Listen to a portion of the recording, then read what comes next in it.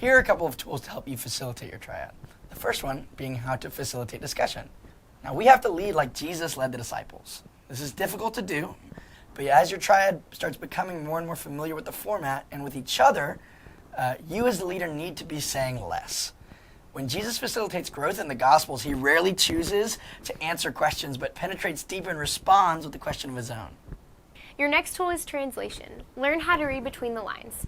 What is being said is not always what needs to be said of someone's situation, and it's your job as a triad leader to know when to push deeper and when to follow up.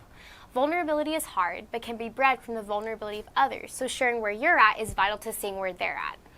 Next, respect their time. As you're well aware, time is a valuable resource to everyone, and especially to a generation of college students that are obsessed with busyness.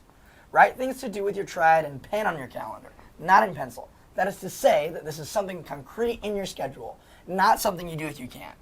Consistency is vital to the success of discipleship because it communicates how valuable that relationship is in your eyes. When to celebrate and when to exhort.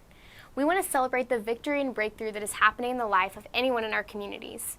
If someone goes from not praying at all to praying before they go to bed, we celebrate that. That being said, the scripture calls us to be conformed to the character of Jesus in all that we do, and there is always margin to grow for the believer.